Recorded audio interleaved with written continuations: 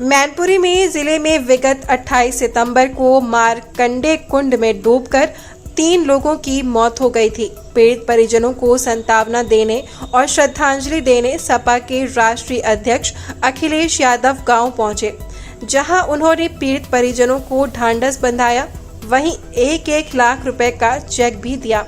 बता दें कि बीते 28 सितंबर को गांव डालूपुर से ग्रामीण मारकंडे कुंड में गणेश विसर्जन के लिए गए थे, जहां कुंड में गहरे गड्ढे में 4 लोग डूब गए थे, जिन्हें सैफई अस्पताल पहुंचाया गया था, जिसमें से 3 लोग विजेंद्र कुमार, अतुल कुमार और आर्यन की मौत हो गई थी। वहीं एक युवक अजय इलाज के दौरान ठीक हो गया था।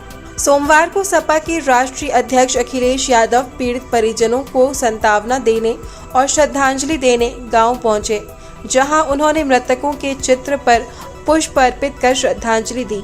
वहीं इलाज के दौरान ठीक हुए अजय कुमार से घटना की जानकारी ली। वहीं ग्रामीणों ने ठेकेदार पर गहरा गड्ढा खोदने का आरोप लगाया।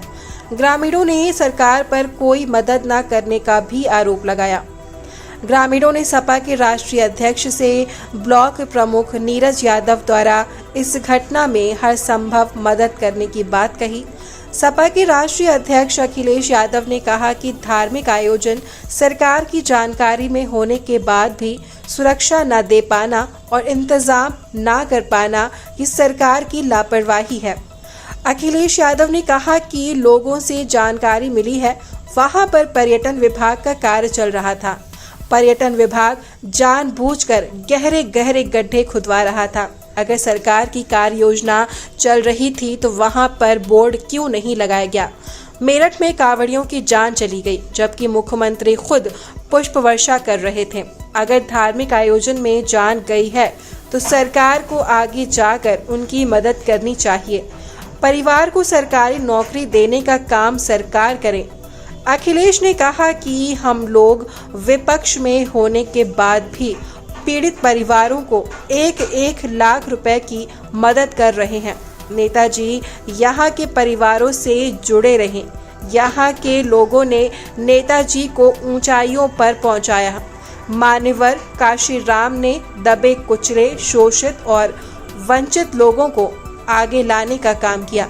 सपा मुखिया ने कहा कि काशीराम और नेताजी ने मिलकर राजनीति को नई दिशा देने का काम किया। नेताजी यहाँ के परिवारों से जुड़े रहे और नेताजी वो नेता रहे जिन्होंने लोकतंत्र, समाजवाद और सेकुलरिज्म को बचाने का काम किया। एक जमीनी नेता, एक धरती के नेता जो यहाँ के लोगों की भावनाओं को समझते थे, लोगों के सुख दुख में रहे। उसका परिणाम ये रहा कि नेताजी को यहाँ की जनता ने ऊंचाइयों तक पहुंचाया। हम लोगों ने याद करते हैं और ऐसे नेता कभी कभी धरती पर आते हैं। हम लोगों को उन्होंने रास्ता दिखाया, न केवल हम समाजवादियों को बल्कि राजनीति में एक नई दिशा दी उन्होंने। इसलिए उनको हमेशा हम लोग याद करेंगे। आज क्योंकि मान्यवर काशीराम जी को भी हम याद करते हैं कि जिनका योगदान दबे कुचले, शोषित, वंचित लोगों को जगाने में लगा रहा।